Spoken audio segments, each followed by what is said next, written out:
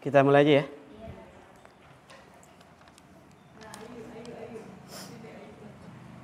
Bismillahirrahmanirrahim. Assalamualaikum warahmatullahi wabarakatuh.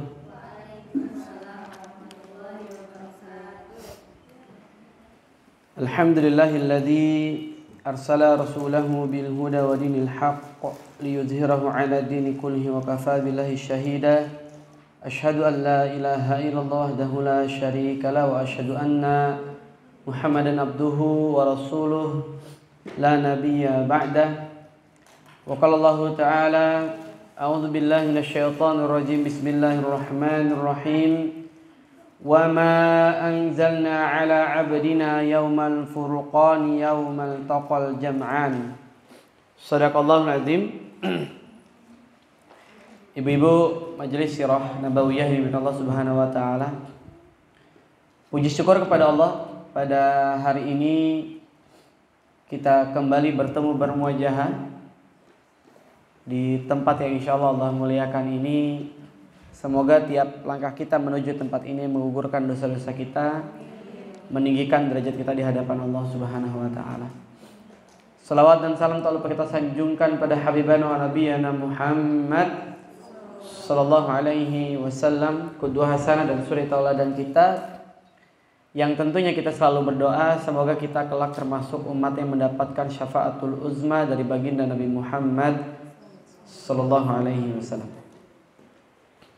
Hari ini insyaallah kita melanjutkan kembali pembahasan kita pada perang Badar Kubra.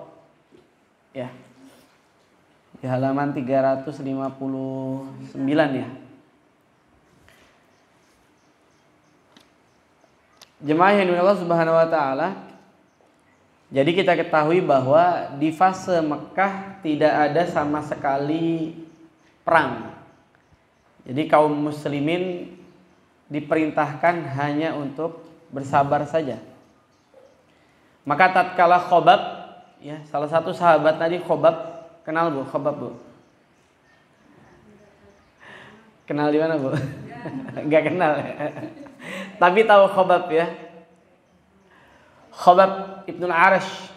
Khobab ini salah satu budak di zaman Nabi Shallallahu Alaihi Wasallam yang pernah disiksa, disuruh tidur di atas batu yang panas. Jadi kalau habis bakar-bakaran tuh, kalau orang Betawi itu tabunan ya. Kalau di sini apa ya istilahnya? Sama ya, nabun. Nah itu ada batu-batu misalnya di bawahnya itu batunya masih merah. Maka kemudian Khobab disuruh tidur di situ. Terbayang betapa perih, betapa sakitnya badannya Khobab.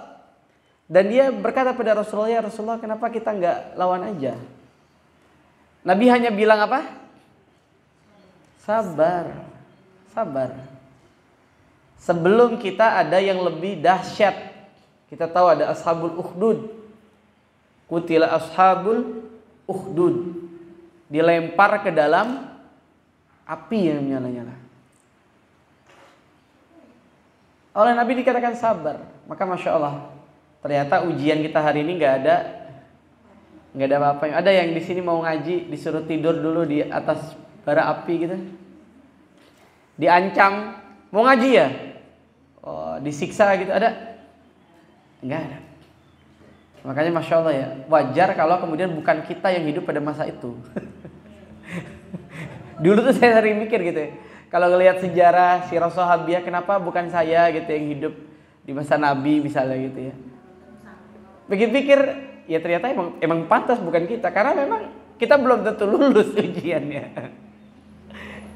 Nah jemaah ini Allah Subhanahu wa taala, maka itu bertahan sampai kemudian terjadi peristiwa hijrah, dan tahun kedua hijrah Allah izinkan Nabi Shallallahu Alaihi Wasallam dan kaum muslimin untuk berperang.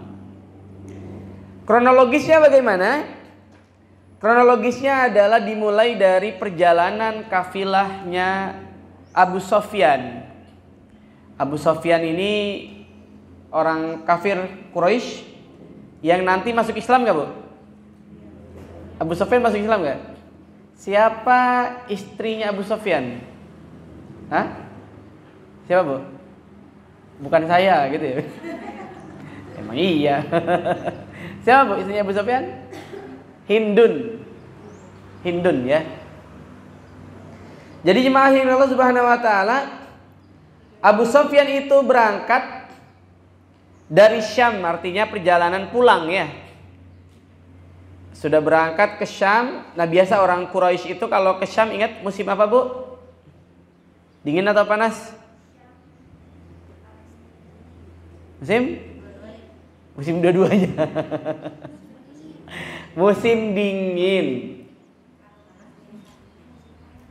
Kalau ke bawahnya musim panas, yakin? Musim panas ke Syam, musim dingin ke Yaman. Rihlatas syita iwas-shaif. Pokoknya ingat aja, Bu. Rihlatas syita iwas-shaif. Musim dingin pergi ke bawah. Ke bawah berarti ke Yaman. Bawah ke Yaman. Kenapa tidak musim panas? Karena Yaman itu nyebrang lagi udah Afrika. Maka kalau musim panas ke Yaman, Yaman itu lebih panas dari Mekah di saat musim panas. Jadi ke Syam musim apa? Ke Syam musim panas, ke Yaman musim dingin. Gitu ya. Nah, baru kalau ke Syam tadi musim panas. Karena kalau ke Syam itu kan utara.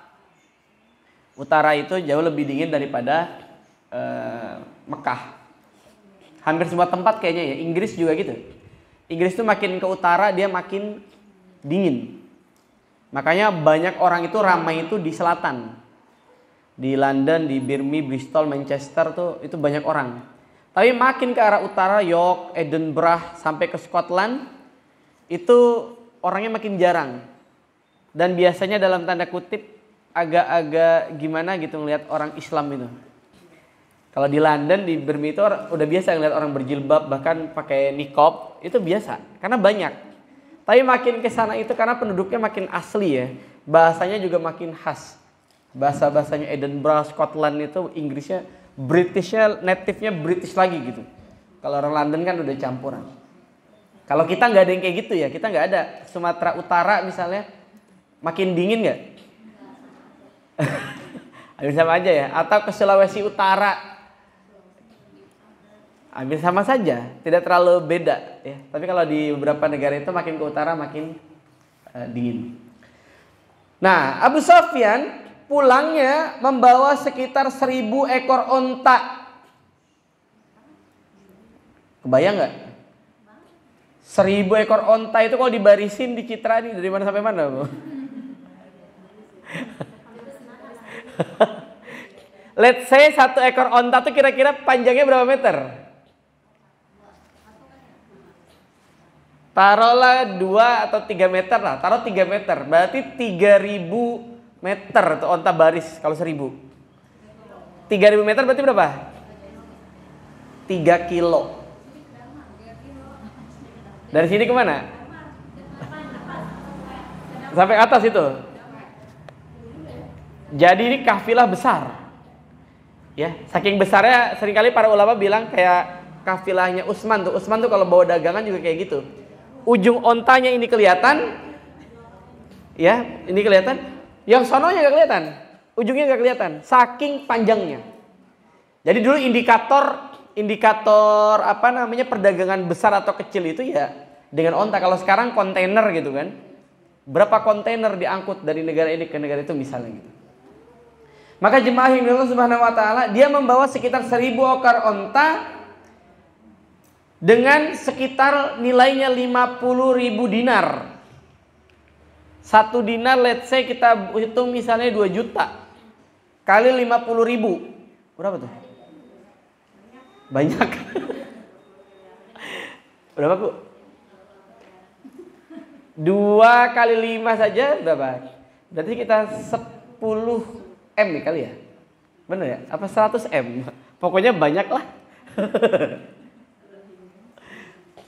Maka jemaah yang dirahmati Allah Subhanahu wa taala, dan dikawal tidak lebih dari 70 orang. Jadi pengawalannya itu tidak terlalu banyak.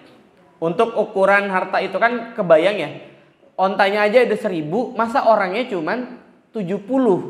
Berarti banyak onta yang tidak ada orangnya. Hanya dikawal saja. Artinya memang onta itu hanya betul-betul digunakan sebagai pembawa barang dagangan. Orangnya 70, ontanya 1000. Banyakan onta plus kaki onta. Benar kan? 1000 kali 4 ada 4000 kaki. Orangnya cuma 70 kali 2 140 saja, 140 kaki. Maka ini luar biasa besar. Maka kemudian Nabi SAW mengutus kaum muslimin menuju tempat tersebut, di mana orang-orang itu ya lewat. Orang-orang itu lewat. Maka kemudian didatangilah kafilah dagangnya Abu Sofyan itu. Nah, pertanyaan saya, kenapa Nabi mendatangi kafilahnya Abu Sofyan? Kenapa? Kenapa? Kenapa Nabi memerintahkan para sahabat untuk mendatangi kafilahnya Abu Sofyan? Kira-kira kenapa? Kenapa ya? Mau minta jatah preman gitu? Enggak, ada kronologis sebelumnya. Kita ketahui ketika kaum muslimin itu hijrah, banyak harta-hartanya kaum muslimin yang dirampas oleh orang Quraisy. Ini masalahnya. Ya kan, mereka hijrah bawanya ya ala kadarnya kan? Betul, Bu? Ibu kalau mudik ke Jawa apa kulkas dibawa? Paling baju paling berapa setel, apalagi ibu-ibu nih, paling gak 3 lemari kan bajunya. Suaminya 1 pintu doang gitu ya. Ibu-ibu 3 lemari. Ya betul. Belum tas ya kan, tas itu bisa 2 lemari tuh. Sepatu ya kan, hijabnya begitu, waduh, berwarna-warni itu. Kalah kue lapis kan, kue lapis berapa warna doang. Kan gak mungkin semua dibawa. Sama begitu juga dulu ketika kaum muslimin hijrah, para sahabat hijrah tidak semua dibawa. Nah, banyak harta-harta mereka kemudian diakuisisi, dirampas oleh orang-orang kafir Quraisy. Maka kemudian disewalah Damdam bin Umar Al-Ghifari. Ya. Disewa Damdam bin Umar Al-Ghifari, dibayar dengan 20 miskol untuk pergi ke Mekah. Ya, diperintahkan untuk memotong tali hidung onta. Maksudnya apa? Biar makin cepat gitu. Biar makin cepat. Dan mengambil rute yang paling pendek. Kemudian merobek bagian depan dan belakang bajunya ketika masuk Mekah. Dalam rangka apa, Bu? Mencari perhatian. Ya. Kemudian setelah didatangkan pada waktu itu, maka kemudian diprovokasilah intinya ya. Diprovokasi bahwa Muhammad itu mau mengambil harta-harta kalian. Jadi awalnya adalah faktor ekonomi gitu, Bu. Ketakutan. Walaupun pertanyaan saya, akhirnya harta-harta itu dirampas gak? Harta-harta itu dirampas gak dalam perang Badar? Enggak. Ya, ulama memang khilaf, ada yang menyatakan dirampas, tapi sebagian besar menyatakan tidak jadi diambil. Ya, makanya kan nanti oleh Abu Sofyan juga diredam gitu. Ngapain kita memerangi mereka karena harta kita sebetulnya selamat. Harta kita selamat. Tapi nanti sudah kadung mereka emosi dan kesempatan untuk memberangus kaum muslimin, mumpung masih kecil gitu ya. Dan orang-orang Mekah sudah bersemangat memberangus itu. Sampai berapa pasukan? Di sini dikatakan sekitar 950 orang. 100 pasukan berkuda dan 700 onta. Ya. Artinya pasukan yang cukup besar, pasukan cukup besar. Akhirnya mereka keluar. Ada yang menyatakan juga 1000. Ya, pasukannya 1000, Allahu alam. Kaum muslimin itu kurang lebih 313 orang. 313 lawan 1000 misalnya. Berarti berapa lawan berapa tuh? Berapa per berapa? Satu orang harus melawan 3, ada yang 4. Ya, bonus. Maka kemudian pecahlah perang tersebut. Nah, yang menarik, sebelum terjadinya perang itu ada pertandingan awal dulu, ya, biasa. Jadi kalau di peperangan kaum muslimin dengan orang Quraisy itu seru, Bu. Karena memang mereka ya betul-betul perang muslimin dengan orang kafir gitu. Makanya perang Badar itu sering disebut juga perang Furqan. Ya, Allah berfirman tadi dalam surat yang saya bacakan, surat Al-Anfal ayat 41, "Wa ma anzalna 'ala 'abdina yaumal furqani yaumal taqal jam'an." Dan kepada apa yang kami turunkan pada hamba kami Muhammad di hari Furqan, yaitu pada hari bertemunya dua pasukan. Jadi perang Badar nama lainnya adalah Yaumul Furqan. Karena pada saat itulah perang berkecamuk antara hak dan batil. Antara hak dan batil. Kaum muslimin yang selama kurang lebih 13 tambah 2, 15 tahun bersabar. Ya, bersabar menghadapi segala macam hinaan, segala macam kezaliman. Kita bersabar selama kurang lebih 15 tahun. Maka tahun kedua Hijriah itu Allah izinkan kita untuk melawan. Allah izinkan kita untuk melawan. Maka jemaah yang dimuliakan Allah Subhanahu wa taala, nah yang menarik, ada seorang Quraisy yang dijuluki sebagai setan Quraisy. Mata-matanya Quraisy. Siapa namanya? Ada yang tahu siapa? Dia yang nanti bikin perjanjian dengan Sofwan bin Umayyah. Ada yang tahu? Dia dijuluki sebagai setannya Quraisy. Karena dialah yang bisa menghitung jumlah kaum muslim itu 313 orang. Itu awalnya dari dia. Siapa? Umair bin Wahab. Namanya Umair. Jadi dikirimlah Umair. Umair ini intelnya, ya bisa dibilang intelnya Quraisy. Umair itu dikirim. Jadi saya mau ambil, karena peristiwa ini sebenarnya kita udah banyak tahu ya, tapi saya mau ambil angle-angle yang agak lebih spesifik tentang beberapa keluarga. Yang pertama Umair bin Wahab. Umair ini orang Kismin, Bu. Miskin. Umair ini orang miskin. Umair ini ditugaskan oleh Quraisy untuk melihat pasukan kaum muslimin. Jadi mereka nanya, Umair, coba kamu lihat mereka. Ya, artinya dalam perang itu mesti ada mata-matanya, kan ada spy-nya. Ngelihat kekuatan musuh gitu ya. Maka Umair kemudian mengintip ke jarak yang paling dekat dengan pasukan muslimin. Kemudian Umair menyaksikan dan bisa menghitung. Jarang-jarang loh orang punya kemampuan ini. Ngitung orang secara spesifik, nggak usah yang itu. Ini aja nih kalau ngitung butuh waktu nih kita. Ngitung gitu kan. Ini ada berapa nih? Coba ada berapa?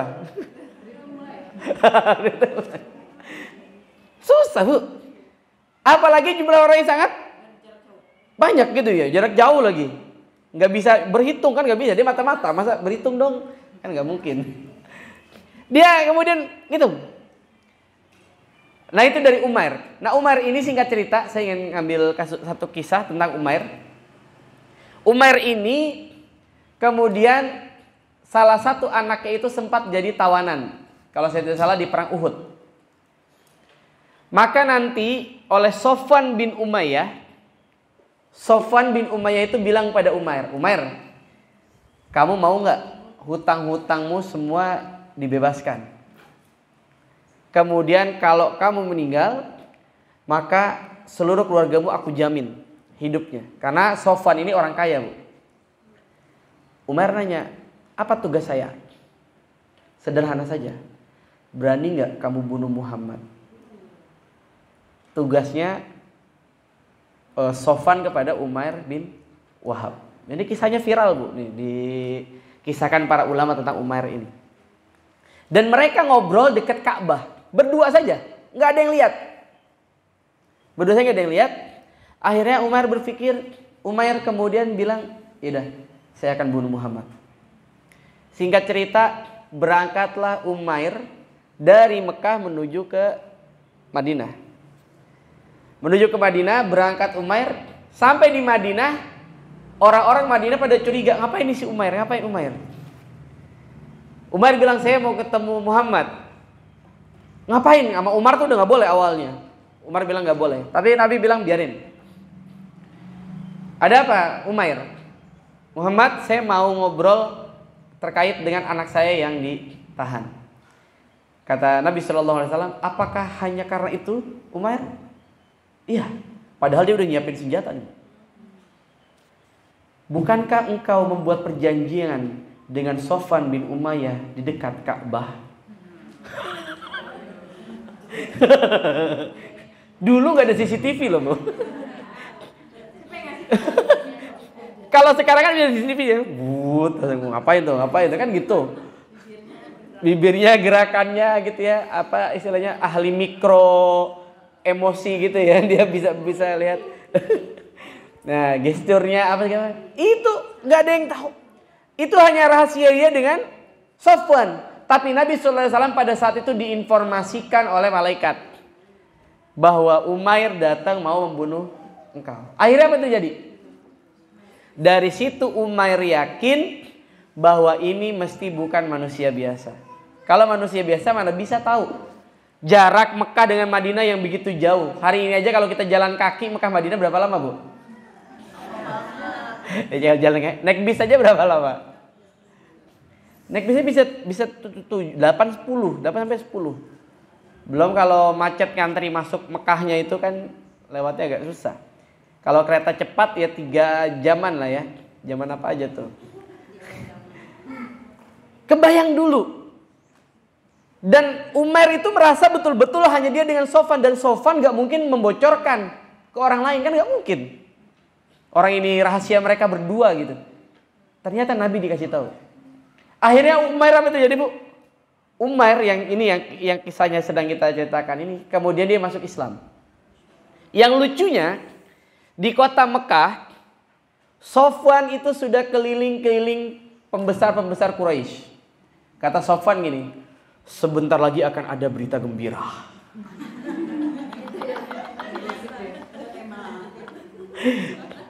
Sini, ada apa? Kan gitu ya, ibu-ibu tuh kalau makin nadanya makin rendah berarti makin penting gitu ya. Mau tahu gak? Sebentar lagi kan gitu. Ada apa? Pokoknya nanti aja lihat. Udahlah dia nunggu, tiba-tiba ada ketokan. Iya pintu, tuk. Sofwan nanya dari dalam, siapa? Ini aku, Umair. Wah, Umair. Dia buka.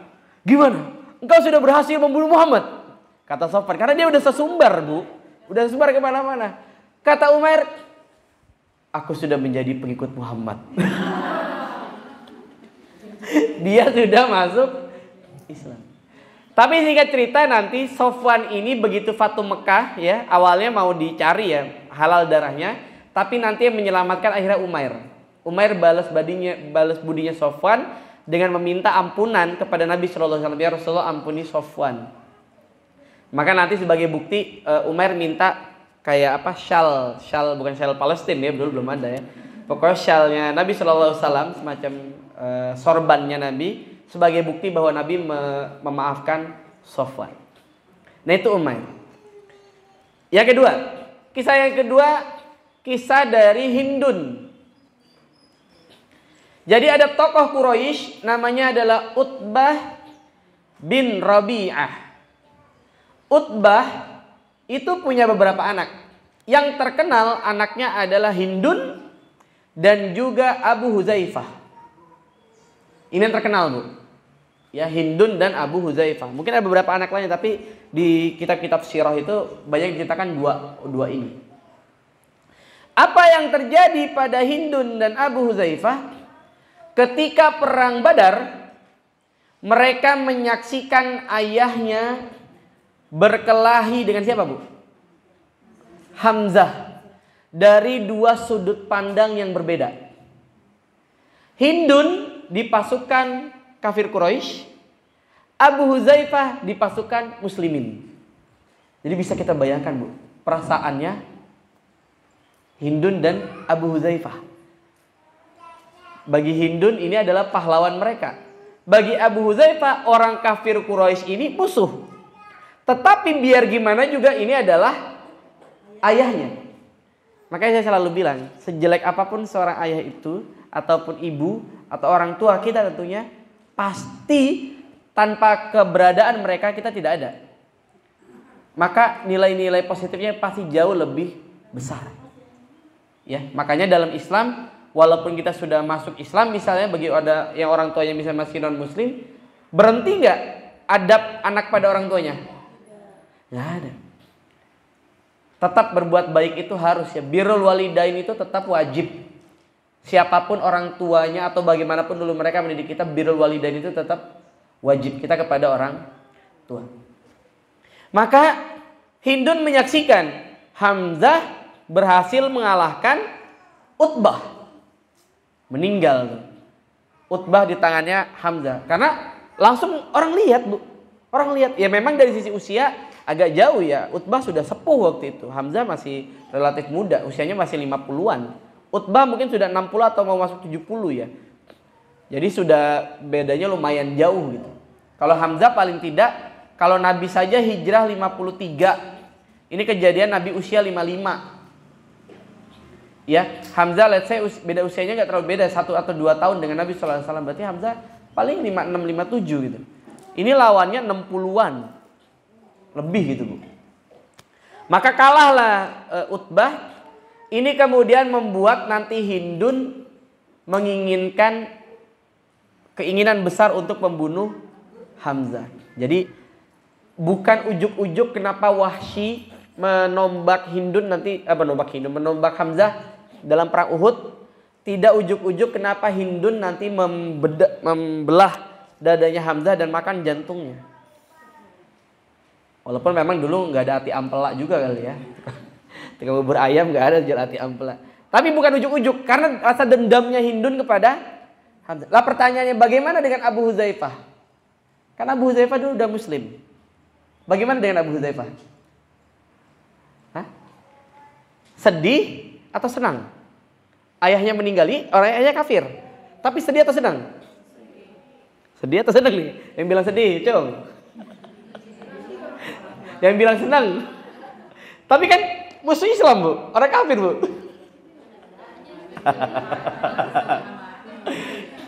Ya, sedih. Makanya ada istilah di kalangan para ulama itu, sahabat-sahabat itu cenderung begini. Kalau berhadapan dengan keluarga dalam peperangan itu, mereka kaum muslimin dan keluarga itu kaum kafir, mendingan dia sendiri yang memerangi. Supaya apa? Enggak dendam ke orang lain. Maka terjadi pada diri Abu Huzaifah itu dendam. Dalam hatinya Abu Huzaifah. Kok bisa tahu dalam hati? Karena nanti dibocorin. Abu Huzaifah sendiri yang cerita kepada Nabi SAW. Jadi singkat cerita, saat perang berkecamuk, Nabi SAW berpesan kepada para sahabat, kalau kalian bertemu dengan Abbas bin Abdul Muthalib, Abbas ini siapa? Pamannya Nabi SAW. Jangan kalian membunuh Abbas. Jadi kalau nanti ketemu Abbas, jangan kalian membunuh Abbas. Itu pesannya Nabi kepada para sahabat. Abu Huzaifah berpikir, saya kalau ketemu Abbas saya bunuh. Karena tadi yang bunuh Utbah siapa? Pamannya Nabi, Hamzah. Gitu, Bu. Kan gak mungkin dia bunuh Hamzah, orang satu barisan. Kalau Abbas kan bisa ada alasan gitu kan. Maka Abu Huzaifah sempat mau membunuh Hamzah. Abbas. Pertanyaannya, kejadian gak? nggak ketemu. Kok bisa bocor informasinya ke kita hari ini? Ya, tanggal berapa nih? Kok bisa bocor informasinya ke kita? Karena Abu Hudzaifah menyatakan pernyataan bersalahnya pada Rasulullah Shallallahu Alaihi Wasallam. Ini tercatat oleh para ahli sirah. Jadi Abu Hudzaifah berkata pada Rasulullah, ya Rasulullah, saya hampir saja melanggar perintahmu. Maka Abu Hudzaifah taubat dengan begitu luar biasa, sampai kemudian dia berjanji tidak akan pernah tidak pernah absen dalam jihad. Bayangkan Bu, Abu Hudzaifah sempat melakukan pelanggaran nggak? Enggak. Tidak sempat melakukan pelanggaran, taubatnya luar biasa Bu. Kita gimana Bu? Nah ini makanya nggak ada bandingan nih, kita dengan para sahabat tuh tidak bisa dibandingkan. Ya ibarat langit dengan sumur ya Bu. Kalau langit dengan bumi itu masih kelihatan. Dengan sumur nggak ada bandingannya. Dia belum sempat melakukan tapi taubatnya luar biasa. Yang ketiga, keluarga yang ketiga. Ini keluarga putrinya Nabi Shallallahu Alaihi Wasallam. Siapa namanya? Putrinya Nabi yang ketika hijrah beliau tidak ikut hijrah ke Madinah. Kan putrinya Nabi itu ada 4. Yang ikut hijrah ke Madinah itu di awal-awal itu hanya 2. Siapa Bu? Yang ikut hijrah siapa?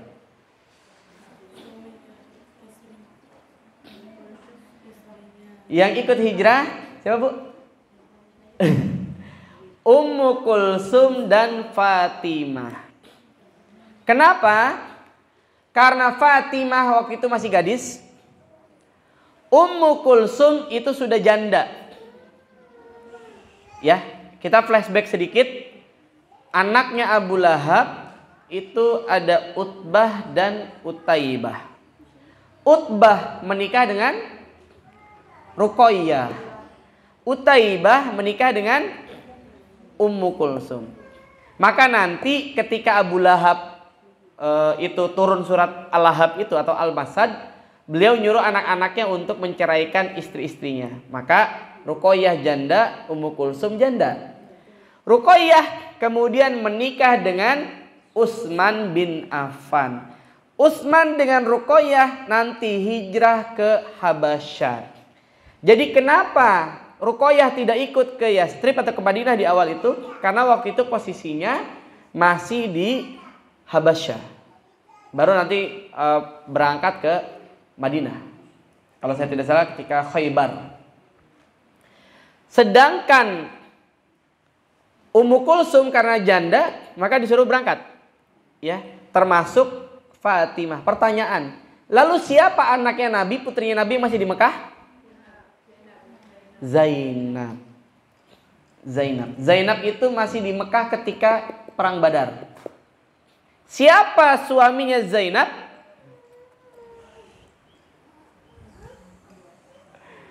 Nah, nanti Ibu bisa tanya-tanya tuh. Ini materi kemarin di Cikal.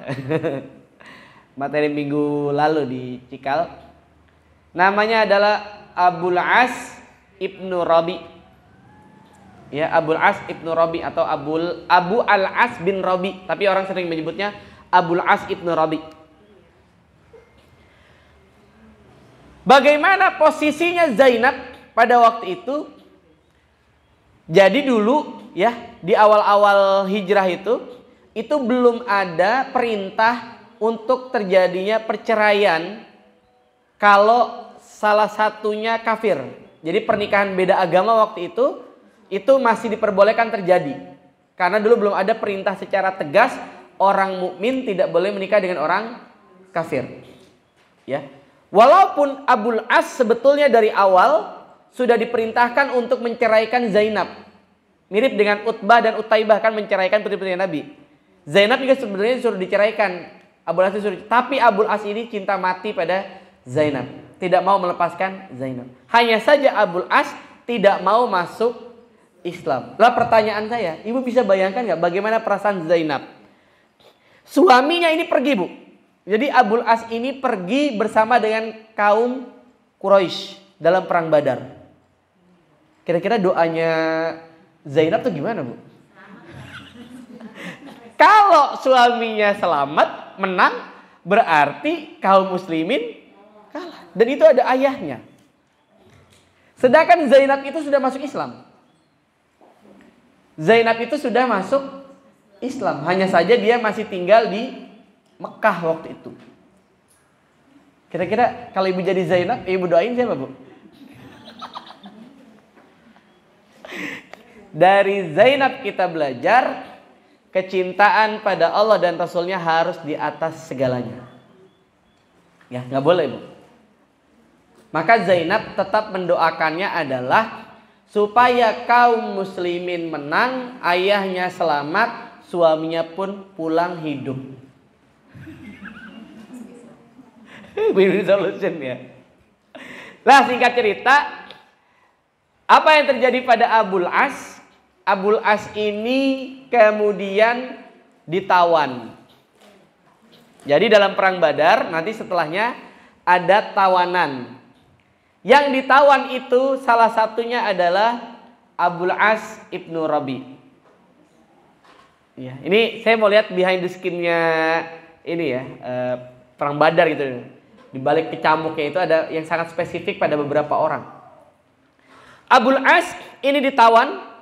Dan kemudian dulu aturannya itu, Bu, aturannya apa? Kalau mau ditebus itu boleh, tapi ditebus dengan harta gitu. Jadi ada bayaran ya, harus dibayarkan untuk menebus. Maka Zainab waktu itu bingung. Suaminya ditahan. Zainab itu kemudian akhirnya memberikan harta terbaiknya. Apa, Bu? Kalung. Yang kalung itu merupakan hadiah dari Khadijah, ibunya. Jadi tiba-tiba sampailah di Madinah hadiah-hadiah itu ya, barang-barang tebusan tawanan dari kafir Quraisy di Mekah. Kemudian ketika salah satu tawanan mau ditebus itu, sahabat bilang, "Ya Rasulullah, ini ada tebusan untuk menantumu." Ya, Abul As ibnu Rabi. Ada kotak perhiasan. Ada kotak perhiasan. Nabi kemudian membuka itu. Nabi membuka, begitu dibuka isinya apa? Kalung. Kira-kira Nabi kenal gak dengan kalung itu? Pasti kenal. Ini kalung istri tercintanya Nabi SAW. Kalungnya Khadijah. Hadiah Zainab waktu menikah. Jadi Zainab itu menikah, kata para ulama, kurang lebih sekitar 10 tahun usianya. 10 atau 11. Kalau dulu biasa, Bu. Wow. Dulu biasa, nenek-nenek kita itu dulu nikah paling bisa segitu tuh. Makanya saya masih sempat ketemu nenek saya kuliah masih sempat ketemu nenek saya karena nenek saya nikah umur belasan. Ya, lulus SD sudah menikah. Cuma kan makin lama makin geser aja tuh. Habis itu kemudian usia mungkin temannya ibu rata-rata 20-an kali ya. Hari ini mungkin banyak orang udah 30-an tuh biasa tuh. Mungkin 20-30 tahun lagi mungkin usianya beda lagi tuh, kita nggak tahu ya. Kelihatannya makin lama makin mundur gitu, trennya makin mundur. Nah dulu trennya itu ya usia segitu biasa. Makanya diberikan hadiah itu, maka Nabi tentu tahu. Ya Masya Allah, inilah akhlaknya Nabi. Apa kata Nabi pada para sahabat ketika ada tebusan tawanan perang Badar itu? Nabi bilang, kalau kalian mengizinkan. Jadi Nabi itu betapa Nabi menjaga hasil syuro. Karena hasil syuronya adalah tawanan harus ditebus. Kalau kalian mengizinkan, boleh nggak Abul As ibnu Rabi ini jadi ditebus tapi tanpa harta tebusan. Kembalikan ini kepada dia. Kembalikan ini kepada yang menebusnya, yakni putri Nabi SAW. Sahabat tanpa berpikir panjang setuju. Sami'na wa ta'na. Ini harusnya kita kayak gitu, Bu. Pada dalil itu sami'na wa ta'na. Jangan dalil itu sami'na, pikir dulu ya, kira-kirologi gitu ya. Kayaknya gak mungkin nih gitu loh. Giliran yang tidak sesuai dengan kita, ini kayaknya dalilnya bermasalah nih gitu. Cari yang sesuai aja gak boleh, ya. Kita yang harus menyesuaikan dengan syariat. Jangan syariat menyesuaikan dengan kita. Ini kan dulu ya, riba tuh gak boleh, ini kan dulu. Kalau sekarang ya boleh lah dikit-dikit. Yang penting jangan gak boleh, gitu ya. Nah, jemaah yang dimiliki Allah Subhanahu wa taala, maka kemudian setelah bersepakat, Nabi membisiki Abul As. Ketika dibisiki, sahabat-sahabat gak ada yang tahu. Ya, namanya juga dibisikin ya, Bu. Tapi saya tahu, Bu. Karena habis itu bocor, ya, disampaikan para ulama. Jadi Nabi membisiki Abul As. Mau tahu nggak, Bu? Apa yang dibisikin Nabi, Bu? Mau tahu nggak, Bu? Apa yang dibisikin Nabi pada Abul As pada waktu itu? Intinya sahabat gak ada yang tahu sampai Abul As pulang ke rumahnya, ketemu dengan Zainab. Zainab kemudian senang luar biasa suaminya pulang. Tapi ternyata pertemuan itu adalah pertemuan terakhir. Karena Abul As kemudian bilang pada Zainab, kan seneng ya, oh akhirnya suamiku pulang gitu ya. Ternyata berfungsi juga gitu tebusannya. Walaupun barang yang dicintainya itu ya, hadiah dari ibunya itu yang diserahkan. Maka kemudian berpelukan, mereka udah senang-senang. Abul As bilang, Zainab, kita harus berpisah. Zainab, kenapa? Apakah engkau membenciku atau apa? Ada masalah apa? Enggak, sama sekali enggak ada masalah. Tapi yang menyuruhku menceraikanmu adalah ayahmu.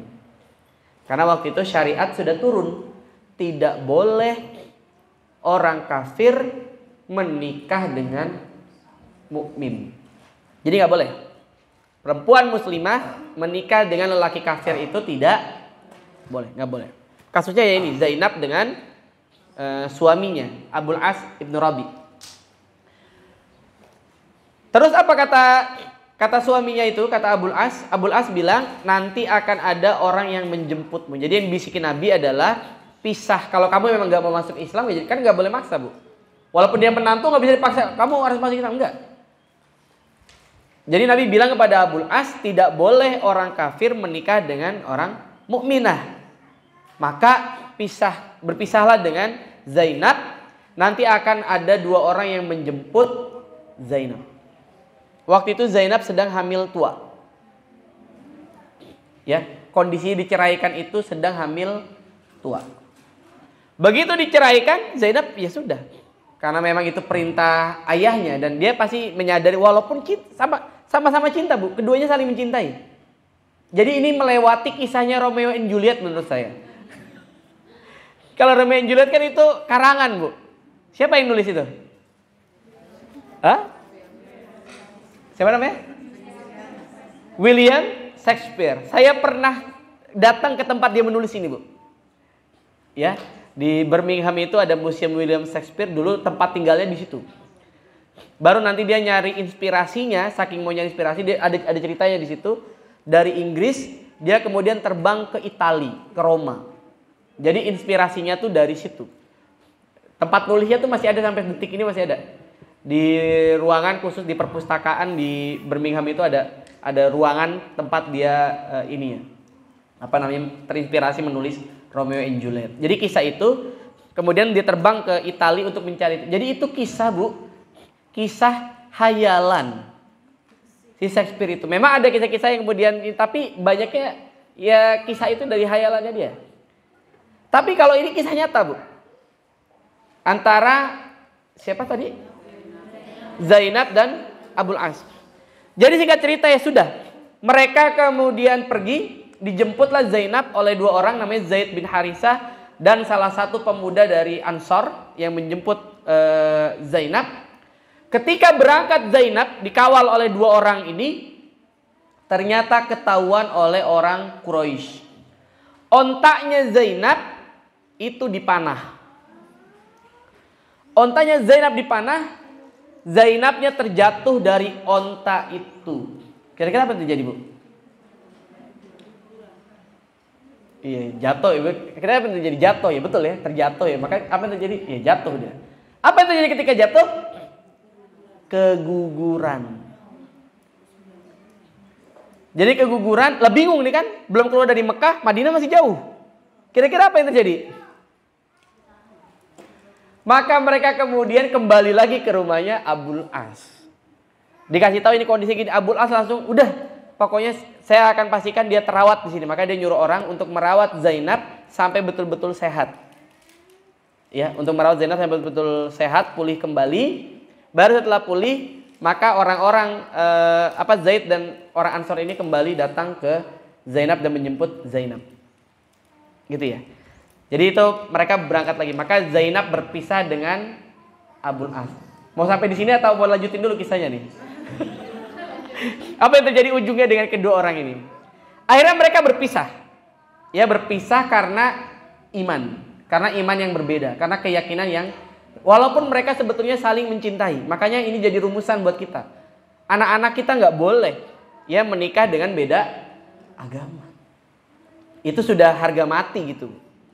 Nggak boleh. Kalau sudah kaitannya dengan akidah. Kalau cuma beda partai politik boleh nggak, Bu? Beda partai, beda ormas. Selama akidahnya masih Ahlus Sunnah wal Jamaah nggak masalah. Ya, paling cuma nanti anaknya bingung aja kayak saya, Bu. Keluarga ibu saya itu keluarga besar NU. Keluarga ayah saya itu keluarga besar Muhammadiyah. Jadi saya dari kecil biasa menyaksikan lebaran beda gitu. Jadi akhirnya kita biasa saja gitu ya. Karena kita akhirnya ketemu tapi nggak apa-apa, nggak jadi problem. Jadi bijak malah. Makanya adik saya di Jerman itu pengurus PC Muhammadiyah Jerman. Saya sekarang S3 dapat beasiswa di kampus Universitas Nahdlatul Ulama. Ini gak masalah karena memang ayah ibu kamu juga beda gitu ya. Gak jadi problem. Ya, selama masih Ahlus Sunnah wal Jamaah tidak masalah. Nah, kembali ke sini, maka berpisahlah mereka. Singkat cerita, Zainab kemudian tinggal di Yastrib di Madinah, diberikan tempat tinggal oleh Nabi Shallallahu alaihi wasallam. Berjalanlah hidup apa adanya. Apa yang terjadi pada Abul As? Ini kejadiannya mirip dengan Abu Sofyan. Jadi waktu berangkat Abul As itu masih nggak jadi problem, ya. Begitu pulang lewat Madinah, maka kemudian Abul As ditangkap oleh kaum muslimin. Jadi sahabat-sahabat waktu itu kan kondisinya habis perang Badar tuh, Bu. Jadi ketahuan kafilah dagangnya Abul As bawa harta yang cukup banyak, maka kemudian disergap, hartanya berhasil ditangkap, Abul Asnya kabur. Karena malam-malam, ini kejadian tengah malam. Tengah malam kejadian sudah sangat malam gitu ya. Sehingga yang tahu hanya beberapa gelintir orang saja yang waktu itu lagi berjaga-jaga. Maka hartanya ditangkap ya, ditahan oleh kaum muslimin, Abul Asnya kabur. Pertanyaannya, kemana Abul As kabur? Dia kabur ke rumahnya Zainab. Jadi Abul As, dia datang mendatangi rumahnya Zainab. Ketok-ketok gitu ya. Zainab gitu kali ya kalau kita ya. Nap gitu kan. Siapa gitu kan. Zainab kaget bukan main. Ya, malam-malam mungkin ibarat mimpi gitu orang yang dicintainya. Ya, suami yang sangat dicintainya yang dia harus berpisah karena faktor iman tiba-tiba muncul di depan pintunya. Mungkin dia kalau kita gitu ya, mimpi. Malam-malam karena baru bangun tidur ini mimpi bukan ya. Tiba-tiba kok ada mantan suaminya yang masih sangat dicintainya. Intinya berpisahnya tuh bukan karena faktor apa-apa. Karena intinya suaminya tidak tegas saja. Tidak bisa memilih antara iman dengan istri. Akhirnya dia milih tetap dalam keadaan kafir gitu. Akhirnya harus terpisah dengan istrinya. Nah, singkat cerita, Zainab kaget dia. Ada apa? Kenapa engkau bisa di sini? Dia ceritalah. Saya itu habis dari Syam bawa dagangan Sofwan bin Umayyah. Bawa dagangannya keluarganya Utbah. Utbahnya udah meninggal kan. Bawa dagangannya Hindun dan pokoknya Abu Sofyan dan lain sebagainya. Pembesar Quraisy. Dia cerita, kalau saya tidak bisa mengembalikan barang-barang itu, pasti saya nggak akan selamat. Kalau ibu jadi Zainab, apa yang ibu lakukan? Emang gue pikirin, kan kita udah berpisah. Lo, gue, N. Apa yang ibu lakukan, Bu? Zainab karena memang masih cinta sama suami kan gak ada masalah kan? Gak ada masalah. Maka kemudian karena udah tengah malam udah menjelang subuh, harta itu ditaruh depan masjid. Nabi itu tidak tahu kondisinya. Nabi tidak tahu begitu subuh, selesai sholat subuh tiba-tiba di depan Masjid Nabawi ada yang teriak-teriak. Nabi udah hafal suaranya. Suaranya siapa? Zainab. Zainab teriak-teriak, intinya Zainab berkata, aku adalah Zainab binti Rasulullah sallallahu alaihi wasallam. Aku menjadi penjamin Abul As ibnu Rabi. Jadi dulu itu ada istilah kalau ada yang menjamin maka hartanya tidak boleh diapa-apain. Gitu. Maka Zainab menyatakan itu supaya apa? Supaya si mantan suaminya yang masih sangat dicintai itu selamat dan hartanya pun boleh dibawa. Karena yang menjaminnya adalah Zainab. Nabi SAW waktu itu nggak tahu informasi apa-apa kan? Akhirnya Nabi mencari tahu, begitu Nabi tahu, Nabi bilang apa? Aku juga menjadi penjamin yang dijamin oleh putriku. Jadi akhirnya Nabi memberikan jaminan. Akhirnya Abul As selamat tuh. Abul As selamat dari apa namanya? Dari kaum muslimin ya. Maka harta itu berhasil kembali dibawa ke Mekah. Apa yang terjadi? Begitu sampai di Mekah, semua hartanya itu dikembalikan pada orang-orang itu ya. Pokoknya diselesaikan urusan itu. Abul As kemudian naik ke atas bukit Sofa. Di atas bukit Sofa, Abul As berkata, ya ayuhan nas, wahai manusia, aku sudah kembalikan barang-barang kalian dan aku tidak punya beban apapun pada kalian. Maka pada hari ini aku berkata di hadapan kalian, asyhadu alla ilaha illallah wa asyhadu anna Muhammadar Rasulullah. Jadi Abul As akhirnya dia masuk Islam. Kemudian berangkatlah Abul As menuju ke Madinah. Kemana dia? Nyampainya malam lagi bu. Nyampainya itu udah menjelang subuh. Jadi mereka dia langsung jalan, nyampe malam lagi. Ke tempatnya Zainab. Kaget bukan main kan Zainab. Oh tadi ya sebelum itu saya lupa. Jadi pas Zainab itu memberikan pengampunan sebelum Abul As pergi ya. Nabi membisiki Zainab. Kalau tadi kan Nabi membisiki Abul As. Kalau ini Nabi membisiki Zainab. Sahabat gak ada yang tahu. Sahabat gak ada yang tahu. Ya, Nabi juga bisik-bisik ya. Dan Abul As juga gak tahu. Apa isi bisikannya bu? Intinya Nabi berkata ittaqillah. Zainab putriku bertakwalah pada Allah. Ingat dia sudah bukan suamimu. Dia sudah tidak halal bagimu. Maka ya Nabi intinya jaga gitu, jaga kesucianmu sebagai seorang janda gitu. Karena dia sudah tidak halal bagimu. Ini pelajaran buat kita. Ya. Pesan pada anak-anak itu penting, Bu. Wala taqrabuz zina. Jangan kalian dekati zina. Jadi jangan jadi kebanggaan gitu. Ada ibu-ibu bangga anak saya itu diantar jemput laki-laki gonta-ganti, jangan. Walaupun itu ojek misalnya gitu. Ternyata Gojek gitu. Jadi gitu. Nabi berpesan, intinya Nabi sudah wanti-wanti. Maka Zainab kaget bukan main ya. Tiba-tiba suaminya itu datang kembali, kemudian suaminya bilang, "Mau ngapain lagi sini?" "Aku ingin tinggal di sini." Kaget ya kan? Gak bisa, kamu kan belum Islam. Aku sudah bersyahadat. Akhirnya pagi harinya mereka menemui Nabi Shallallahu Alaihi Wasallam dan dinikahkan kembali oleh Nabi Shallallahu Alaihi Wasallam dalam syariat Islam. Ya, happy ending. Dari sini lahirlah seorang sahabiah besar, namanya adalah Umamah. Bukan Usamah ya, kalau Usamah anaknya Zaid. Namanya Umamah bin Abul As ibnu Rabi.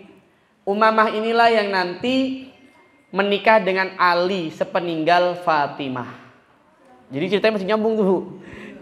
Jadi Ali menikah dengan Fatimah, Fatimah meninggal. Sebelum Fatimah meninggal, Fatimah berwasiat pada Ali, kalau saya wafat menikahlah dengan Umamah. Nanti itu terkenal tuh Umamah itu. Cuman kita aja jarang yang tahu gitu. Nama itu nggak banyak. Umamah itu luar biasa. Singkat cerita pokoknya demikianlah. Jadi behind the scene perang Badar tuh banyak ya. Nah jemaah yang Allah Subhanahu Wa Taala, poin yang ingin kita bahas kemudian adalah di dalam perang ini Allah mengirimkan banyak sekali para malaikatnya.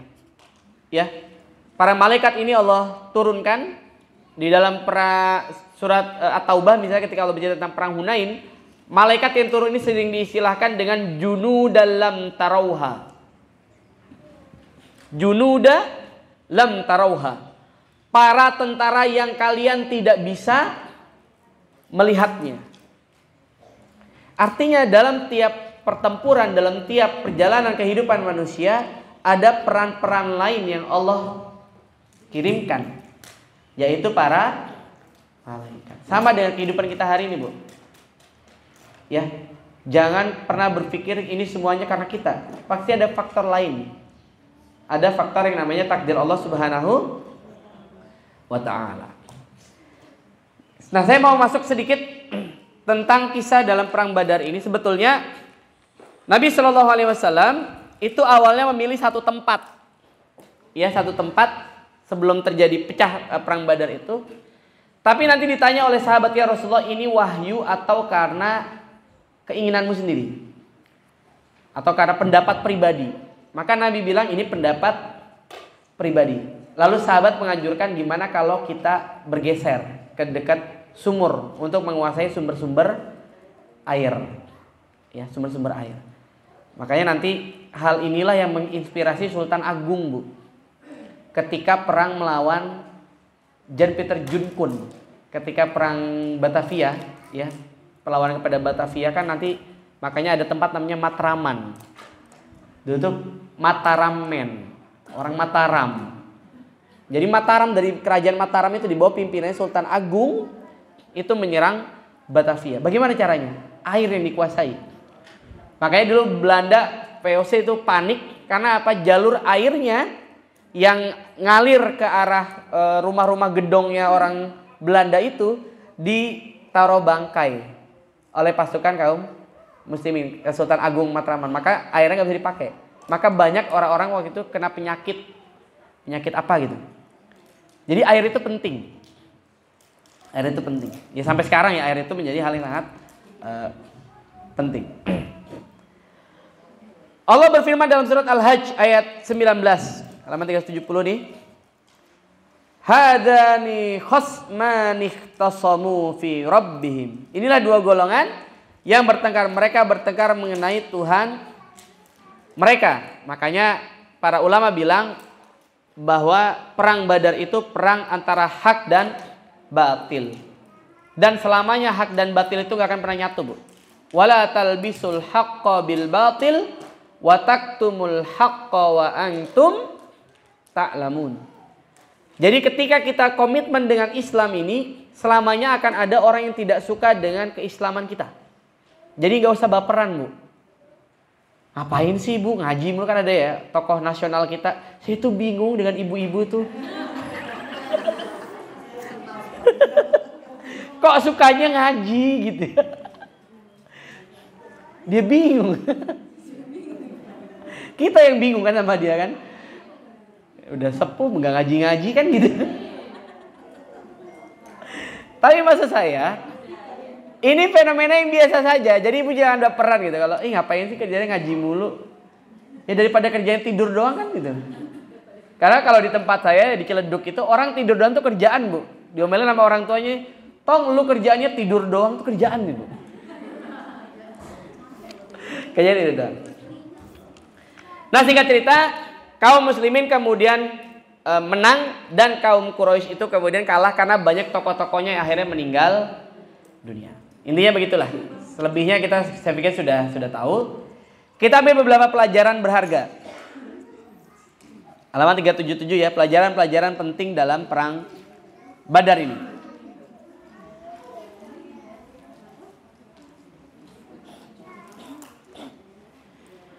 Balasan kejahatan itu sepadan dengannya. Jadi di dalam Islam itu, Bu, qisas itu boleh. Ya ayyuhalladzina amanu kutiba alaikumul qisasu fil qatla al-hurru bil hurri wal 'abdu bil 'abdi wal unsa bil unsa faman ufiya lahu min akhihi syai'un fattiba'un bil ma'ruf wa adaun ilaihi bi ihsan. Jadi boleh ya Bu, kita membalas kejahatan orang dengan yang serupa. Pukul pipi kanan kita balas pukul pipi kanan, boleh? Boleh. Tapi kalau kita mampu memaafkan itu jauh lebih baik. Ya, berkali-kali saya sampaikan ada konsep namanya al-afu indal magfirah. Orang-orang mulia itu mereka mampu memaafkan di saat mampu membalas. Banyak kita mampu memaafkan karena tidak mampu membalas. Kan gitu. Dimaafin gak? Maafin. Emang kenapa? Ya bos saya. Maafin gak? Maafin. Emang kenapa? Ya dulu dia sering utangin gitu. Saya masih ada utang belum saya bayar nih. Tapi begitu keadaan berbalik, kalau kita masih mampu memaafkan, nah itu the best. Mampu memaafkan di saat mampu membalas. Nah, apa yang terjadi kata Syekh di sini? Mencegat unta mereka dan berusaha menguasai apa yang ada pada unta tersebut berupa harta merupakan suatu hal yang dibolehkan dan bukanlah suatu kezaliman. Kenapa? Karena waktu itu sebetulnya mereka sudah terlebih dahulu melakukan perampasan terhadap harta kaum muslimin. Jadi kita mengambil hak.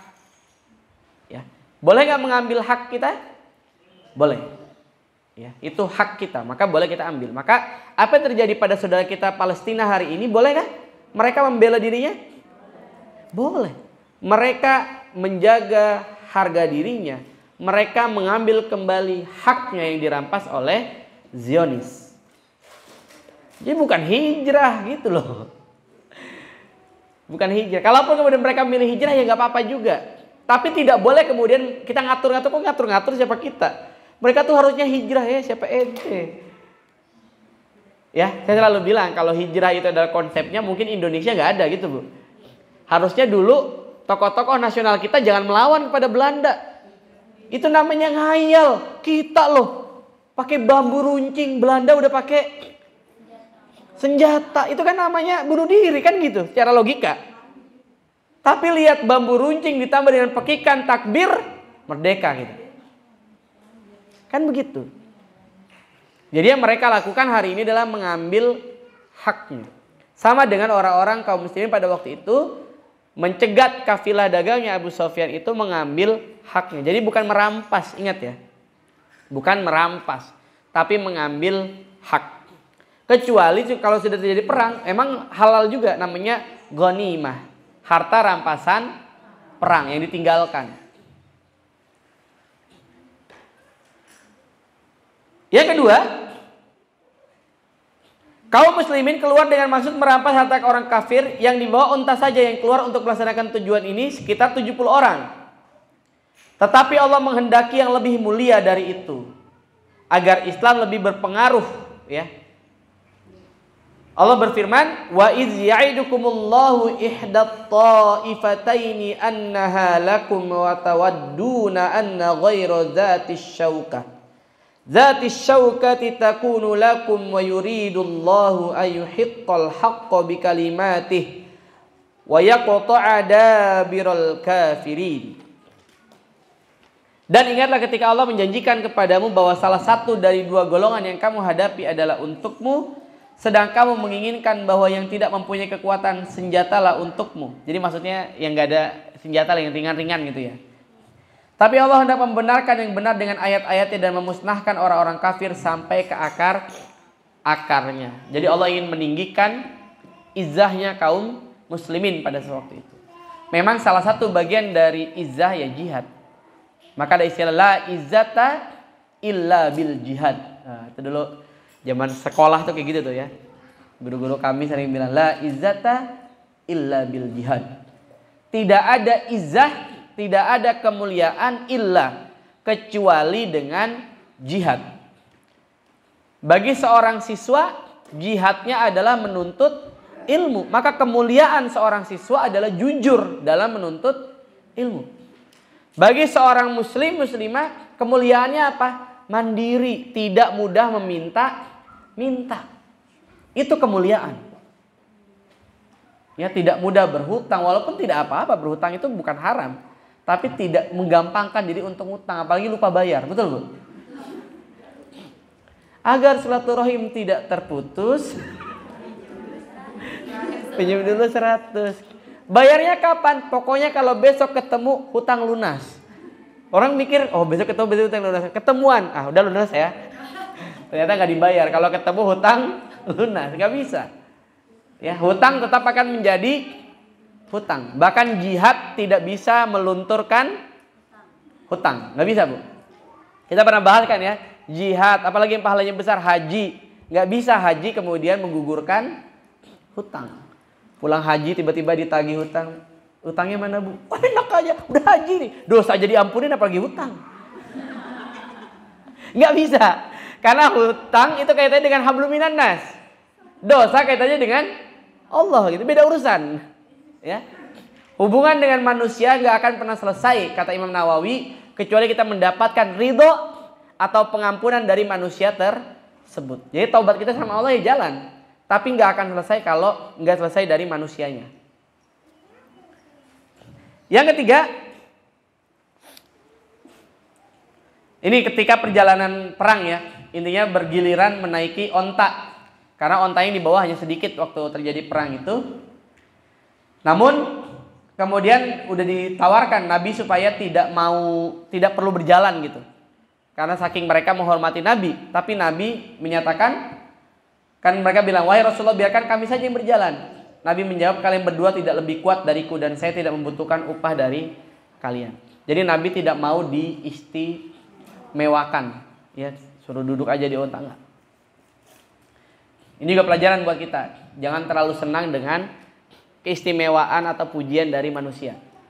Fasilitas dari manusia, keistimewaan itu bisa saja hilang. Selama ini orang masih menghargai karena ibu RT misalnya, ibu RT, ibu RW gitu ya. Ibu Kades apa. Ketika jabatan itu selesai penghormatan itu.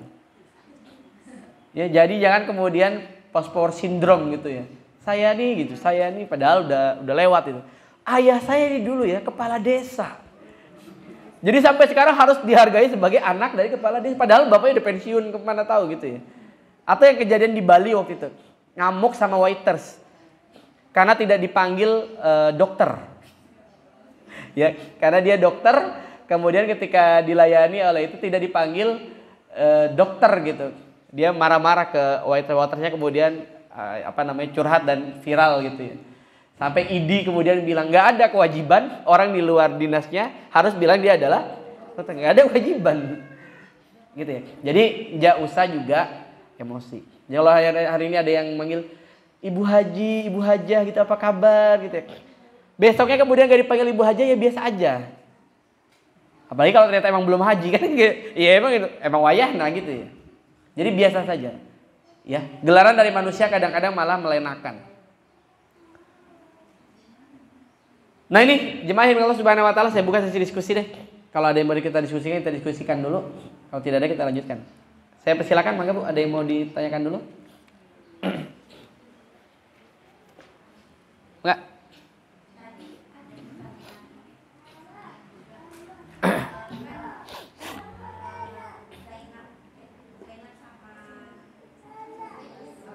Abul As Ibnu Rabi.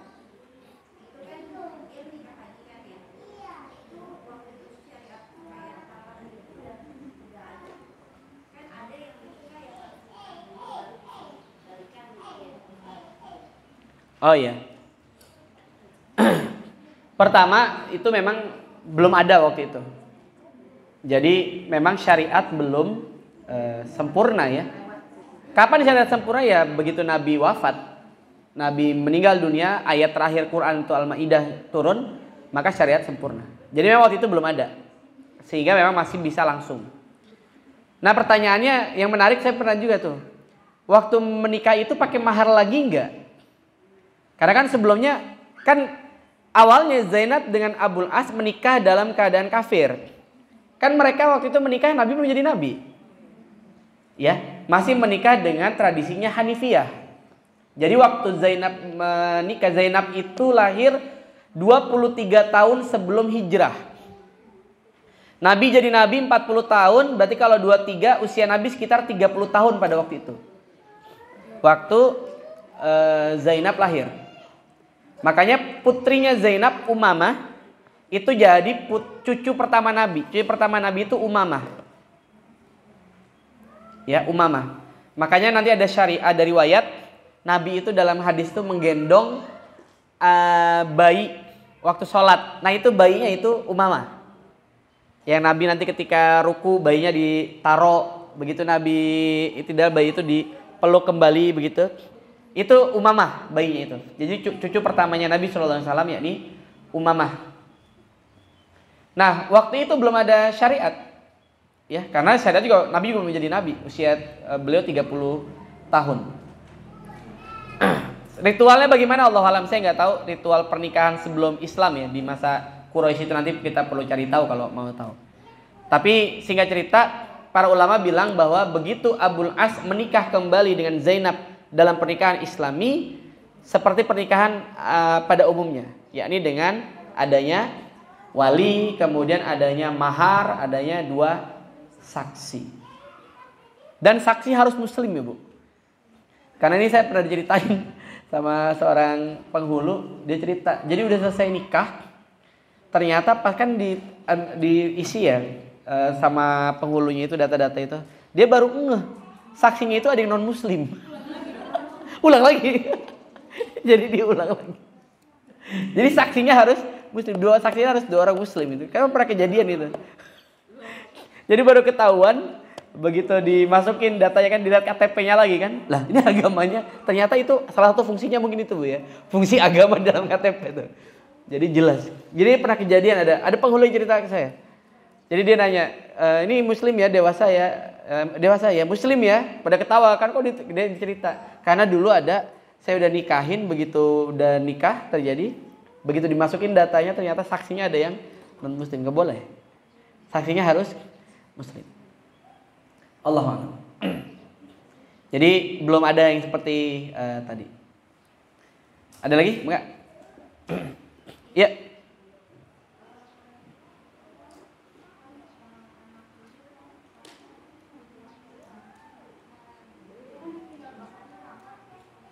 Siapa?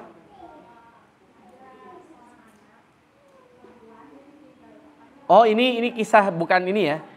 Saya kira tadi Umamah gitu. Umamah tinggal bapaknya. Iya ya.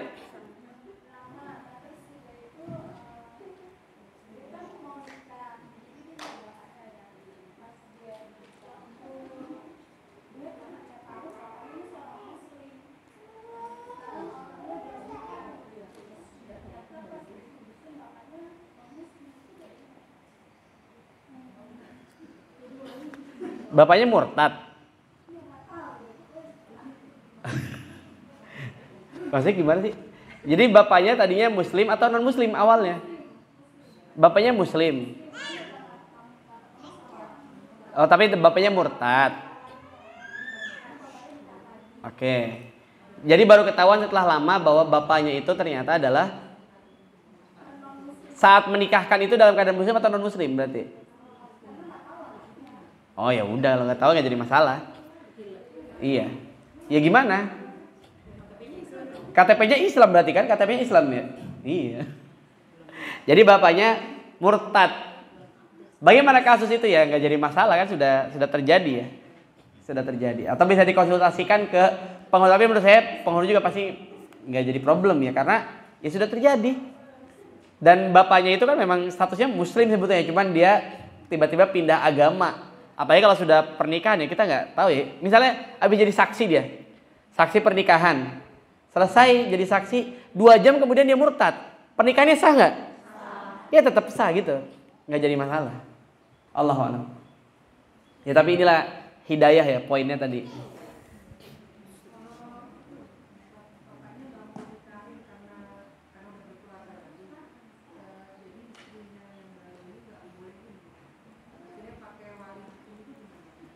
Ya, sebenarnya ini pelajaran ya, bahwa tidak ada mantan ayah tuh nggak ada. Jadi nggak ada mantan orang tua. Jadi kendati pun sudah berpisah, maka adalah kewajiban bagi ayahnya untuk menjadi wali, dan hak juga bagi anaknya untuk diwalikan oleh ayah kandungnya. Jadi sebetulnya sebaiknya memang tetap ayahnya gitu ya. Tapi kalau kemudian wali hakim itu memutuskan dibolehkan oleh kantor urusan agama, ya mangga, kita ikut pemerintah gitu. Ternyata pertimbangan tertentu oleh pengadilan akhirnya oleh KUA ya, akhirnya dibolehkan dengan adanya wali hakim, ya alhamdulillah berarti dibolehkan. Mungkin hal yang sudah complicated gitu ya. Karena kadang-kadang memang ada hal-hal yang di luar ini kita. Adik saya beli rumah. Kemudian ini si ibu ini suaminya tuh pergi lebih dari Bang Toyib. Kalau Bang Toyib kan 3 kali lebaran ya. Berapa kali lebaran sih? Gak, ini suami itu bertahun-tahun lah, nggak jelas. Dia mau jual rumah tuh, kebetulan mau beli adik saya, mau dibeli oleh adik saya. Itu sama notaris ya, yang ngurusin itu. Ini nggak bisa, karena dia suaminya itu nggak ada kejelasan, karena takutnya ini rumahnya statusnya harta gonogini. Terus gimana kan gitu, orangnya nggak datang-datang. Akhirnya dia disuruh ke pengadilan, maka suaminya diputuskan oleh pengadilan meninggal dunia. Karena nggak jelas, suaminya nggak jelas gitu kan, suaminya nggak jelas, maka pengadilan akhirnya memutuskan meninggal dunia. Maka mungkin force major ya.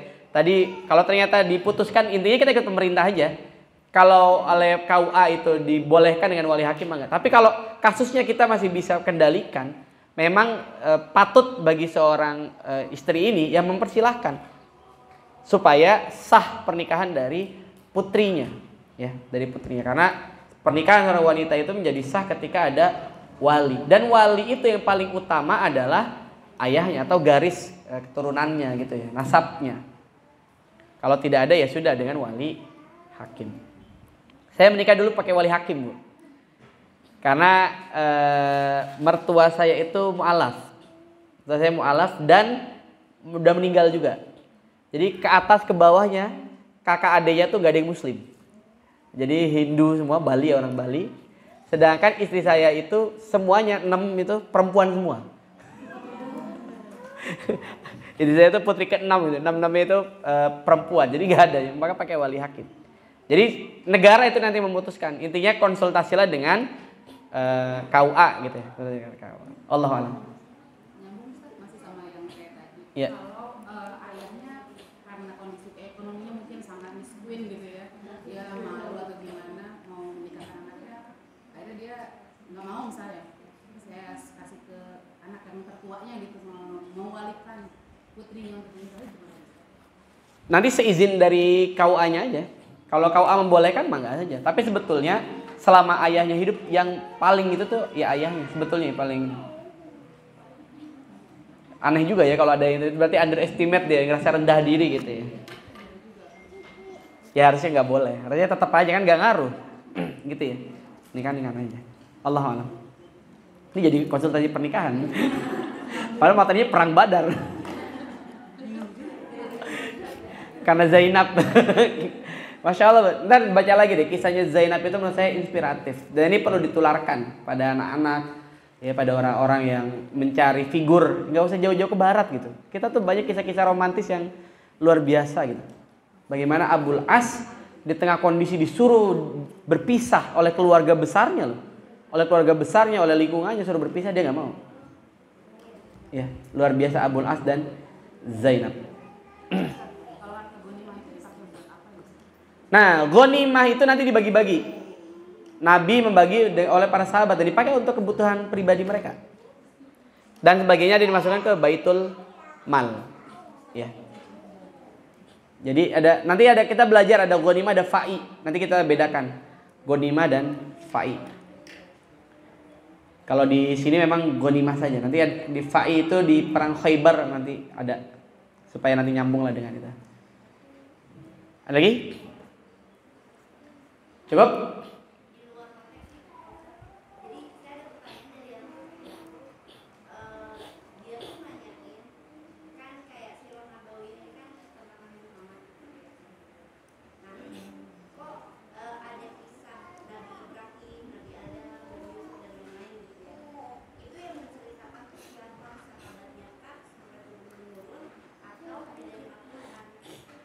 Iya. Pertama, kisah tentang nabi-nabi terdahulu itu Allah yang menceritakan langsung. ya melalui malaikat gitu ya, melalui Al-Qur'an. Jadi di sini kita dapat pelajaran bahwa nabi pun belajar sejarah. Nabi itu belajar sejarah dari nabi-nabi terdahulu. Ada kisah-kisah yang awalnya nabi itu dapat dari umat yang lain. Contoh Nabi Yusuf. Coba deh baca surat Yusuf. Kan surat Yusuf itu awalnya adalah orang-orang Yahudi itu bilang ke orang Quraisy, coba tanya, kalau dia adalah nabi pasti dia tahu kisah tentang Yusuf. Karena Nabi Yusuf ini tracknya tuh berbeda, Bu. Kan Nabi Muhammad nih ke atasnya Nabi Ismail kan, ketemu Nabi Yusuf nggak? Enggak. Maka kisah tentang Nabi Yusuf nggak ada di kisahnya orang-orang Quraisy. Cerita turun temurun berabad-abad tuh nggak ada. Kayak orang Inggris ditanya Malin Kundang nggak tahu, Bu. Ya Tangkuban Perahu tahu nggak? Nggak tahu dia. Kisah itu tidak semarak di dalam wilayahnya gitu. Sama Nabi Yusuf tuh nggak ada kisahnya. Maka orang-orang Yahudi itu bilang, coba tanyain tentang Yusuf. Kalau dia nabi dia pasti tahu cerita Yusuf. Maka para sahabat bertanya tentang Yusuf, Nabi nggak tahu. Maka Allah kemudian ceritakan Ahsanal Qasas, lengkap kisah Nabi Yusuf sampai peristiwa dalam kamar. Ya kan? Coba, dari mana Nabi bisa tahu? Itu kan kisah dalam kamar. Kejadian Nabi Yusuf dikunci dalam kamar, kemudian wanita itu berkata, bahkan teksnya dikatakan, hai talak, mari kemari gitu kan. Kata wanitanya, saya nanya ke bapak, kalau dikurung dalam kamar gimana? Mari kemari, lari kemana? Ya ke situ. Lari ke situ. Kenapa ke situ? Ya kan itu pintunya. Oh iya juga ya, itu pintunya. Benar juga sih. Jadi jemaah ini Allah Subhanahu wa taala dari Allah. Jadi Nabi taunya dari Allah Subhanahu wa taala. Inilah pelajaran bahwa memang Nabi tidak bisa baca, tidak bisa tulis, ada hikmahnya. Sehingga agama ini terjaga dari kisah-kisah yang enggak jelas juntrungannya gitu. Karena semua berasal dari satu sumber. Beda dengan agama lain yang tiap orang itu menyatakan menerima wahyu. Wahyu itu hanya berasal dari Nabi Shallallahu alaihi wasallam. Sekelas Abu Bakar bahkan tidak menerima wahyu kan gitu. Apalagi kita. Makanya kalau ada yang masukin Quran pasti langsung ketahuan. Jadi dari mana sumbernya? Dari Nabi, tidak dari sahabat. Nabi hanya tahu dari Allah Subhanahu wa taala. Jadi betul-betul informasi Nabi tahu dari Allah. Gitu ya. Makanya dalam beberapa kasus kan Nabi salah juga ketika urusan kemanusiaan tadi nyari tempat awal perang Badar. Karena prediksi Nabi kan, prediksi pribadi. Atau waktu Nabi menyilangkan kurma. Kan salah juga tuh. Artinya itulah sisi manusianya Nabi. Nabi itu manusia biasa yang Allah berikan wahyu. Maka Nabi menjadi mulia karenanya. Kalau kita nggak akan menerima wahyu, tapi kita bisa mulia juga. Kalau apa? Dekat dengan Quran. Karena Quran adalah wahyu. Tapi kita tidak menerima. Bukan penerima wahyu itu. Kita hanya pembelajar Quran. Allah. Ada lagi? Cukup? Ya. Gimana? Oke.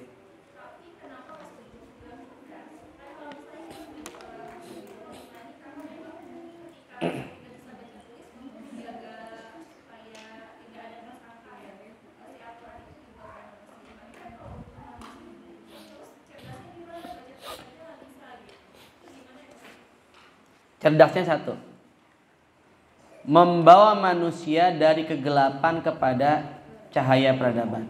Satu. Yang kedua, cerdasnya itu memotivasi kita untuk tidak hanya mempersiapkan hidup di dunia, tapi mempersiapkan akhirat. Motivator itu kebanyakan, ayo kita sukses di dunia gitu kan ya.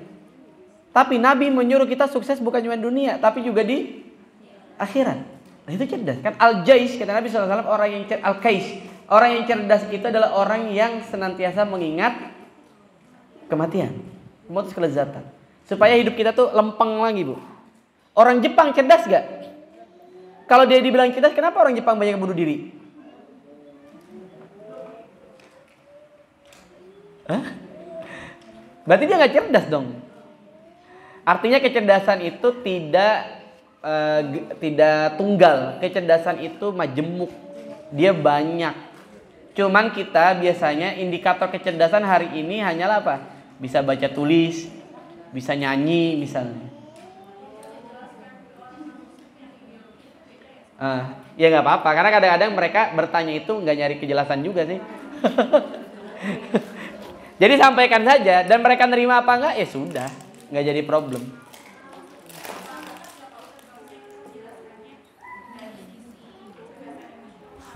Ya, itu kan kecerdasan juga, ya betul. Kata saya sih berpikir begitu ya. Ya kayak negara-negara maju yang katanya cerdas, angka bunuh dirinya besar. Kenapa?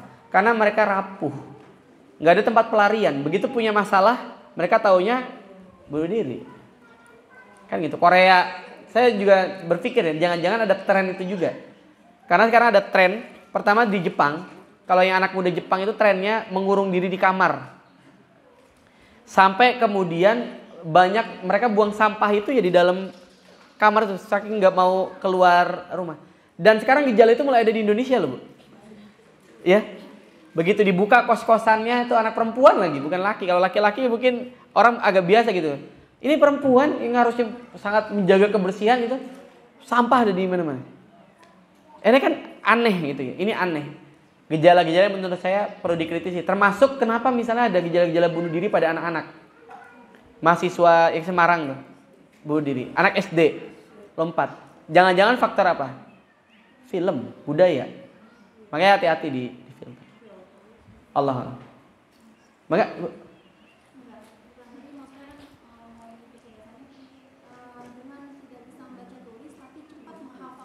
nah iya betul. Itu juga kecerdasan. Anak-anak di Sudan, saya punya kawan ya orang Sudan, Abdullah Sabak namanya. Jadi beliau cerita, di Sudan itu mereka sebelum bisa baca tulis, mereka lebih dulu tuh hafal dulu Quran. Jadi mereka sudah hafal sekian juz, padahal dia belum bisa baca tulis. Cuman gurunya yang harus sabar. Karena gurunya jadi talaki. Jadi gurunya membacakan, kemudian dia ini. Kayak anak-anak nggak bisa baca tulis tapi bisa bercerita. Kita ceritakan kepada anak-anak, suruh cerita, oh jago dia. Anak saya yang TK itu belum bisa baca tulis tapi udah jago cerita macam-macam. Dari mana dia? Ya otaknya. Dia bisa menyerap memori dari cerita yang didengar, dari film yang dilihat misalnya gitu, atau dari kisah-kisah gitu ya. Itu kecerdasan. Bisa menangkap bisa menghafal, bisa melihat fenomena, memberikan solusi, cerdas bukan? Problem solving. Itu ya. Jadi kecerdasan tidak hanya indikatornya baca tulis. Allah. Cukup? Ya. Allah alam. Saya tidak tahu jawabannya. Apakah sampai meninggal dunia perlu dicari? Tapi memang dalam beberapa kasus Nabi tetap menyerahkan penulisan itu pada orang lain. Contoh ketika perang Khaybar, bukan. Perjanjian Hudaybiyah. Nabi tidak menulis sendiri. Yang menulis siapa?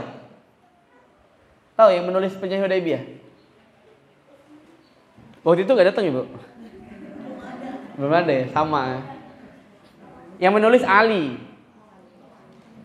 Yang menulis Ali. Tapi Allah alam apakah masih Umi sampai beliau wafat, saya nggak tahu. Gitu ya? Tidak tahu. Cukup? Tapi ada juga yang memang menyangkal. Ada yang menyangkal Nabi itu bisa kok baca tulis. Hanya saja beliau betul-betul ya amanah. Semua yang dari Allah ya betul-betul disampaikan gitu. Tidak merekayasa apa ilmu yang dia baca. Tapi sebagian ulama juga menyatakan Nabi memang tidak bisa baca tulis karena mau menunjukkan Allah itu kepada kita, agama ini otentik dari Allah. Kalau Nabi bisa baca tulis, mungkin hari ini orang bisa memfitnah. Oh Nabi baca buku ini, buku itu. Maka Islam ini campuran dari ajaran ini, ajaran itu. Diramu dalam satu buku. Gitu ya. Makanya kalau Quran itu buatan Nabi, banyak hal-hal di luar nalar kita. Bagaimana Nabi tahu misalnya di lautan itu ada batasannya. Ya marojal bakhraini yaltaqiyan bainahuma barzakhul ya begini. Kalau Nabi itu baca tulis atau Quran itu buatan Nabi Muhammad, bagaimana Nabi Muhammad tahu Fir'aun mati tenggelam? Pakai alat apa Nabi bisa tahu kisah itu? Sedangkan Nabi bukan Bani Israel. Kalau Nabi Bani Israel mungkin wajar kisah itu disampaikan turun-temurun. bahwa dulu Bani Israel itu dikejar-kejar ya, dengan Nabi Musa dikejar-kejar Firaun. Firaunnya meninggal, tenggelam, kan bisa tuh. Tapi ini jauh jaraknya, Syam di mana, Mekah di mana. Gitu ya. Allahu a'lam. Cukup? Baik, kalau cukup mungkin kita cukupkan saja. Insya Allah pekan nanti silakan dibaca lagi saja. Pekan depan kita masuk perang Uhud ya. Di halaman 390 sebagai balas dendamnya orang-orang kafir Quraisy atas kekalahan mereka dalam perang Badar. Ya, mudah-mudahan nanti kita bisa ambil pelajaran berharga dari perang Uhud ini. Kita cukupkan dengan mengucap alhamdulillah, alhamdulillahirabbil alamin. Subhanaka Allahumma bihamdika asyhadu an la ilaha illa anta astaghfiruka wa atubu ilaik. Assalamualaikum warahmatullahi wabarakatuh.